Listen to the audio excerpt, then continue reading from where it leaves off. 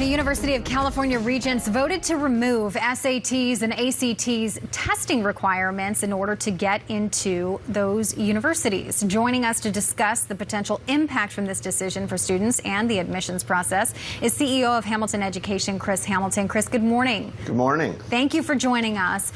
So, this is really interesting because they're saying they're going to phase out these testing requirements over the next 5 years. But then the question becomes, what metrics do you use to admit students into the UC system? That's the $64,000 question. There's two kind of underreported elements to this story. The first is the UC faculty engaged in a year-long study at the request of the UC Regents. I think the UC Regents wanted to find out that after a long study that the tests were not helpful or that they were unfair based on race or ethnicity. I think to their chagrin, the UC Regents discovered when they read the report, which all of us can read. I've read it. It's about 220 pages. It says the tests are actually very helpful, useful, and actually make more opportunities for underrepresented minority students. It's clear that the Regents had already made up their mind about what they wanted to do regarding the SAT and ACT. One of my concerns is that your question, how are they going to decide whom to admit when there are 110,000 applicants to UCLA and 53,000 have perfect grades? That question is unanswered. Essays will be more important.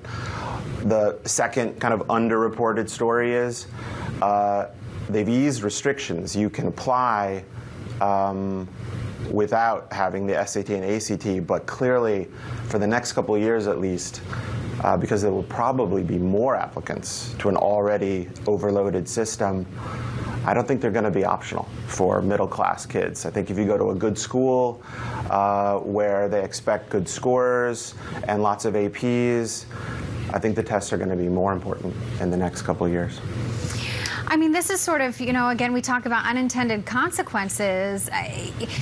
Could it be that the Regents are thinking, okay, we've put too much focus on the ACTs and SATs. It is causing a severe amount of stress for our students. It's unfair because some kids can't afford to take the PSAT learning programs, or that it's just become, unfair because there are so many kids with great scores. I mean, could it be that perhaps with essay questions, as you suggested, might be a replacement, that we might actually get more of a clearer picture of that student's abilities? Well,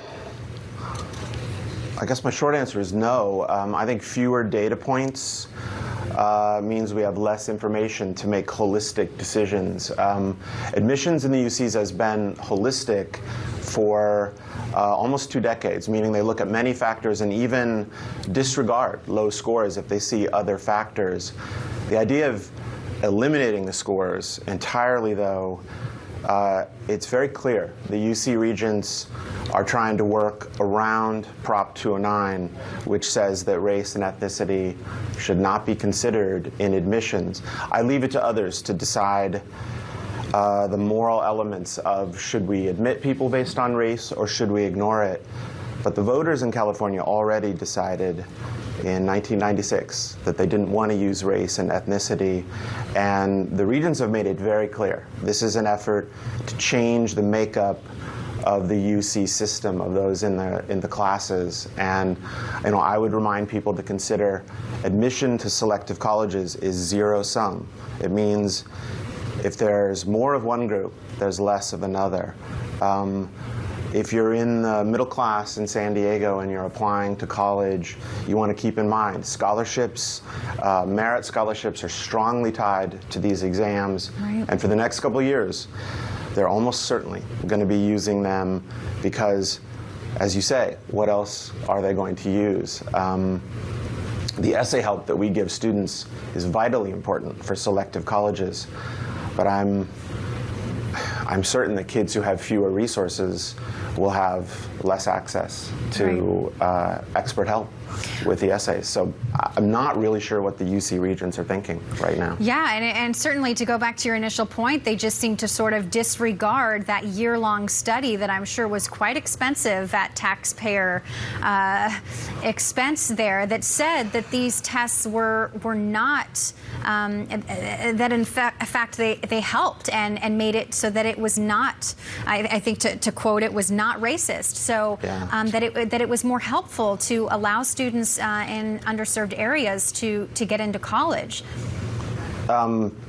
Yeah, it's still kind of a puzzlement. I think it's going to be months, maybe even a year or two before we know the final fallout. They just haven't explained how they're going to pick a first-year class when 6,000 will be in the first-year class at UCLA, and more than 50,000 are perfect in almost all measurable ways. We know that for scholarships that increase diversity, like the National Hispanic Recognition Scholar, parents should know that scholarship is tied to a PSAT score. USC will cut tuition in half for families across any income based on PSAT scores. It's unusual to see a half-off sale on any item.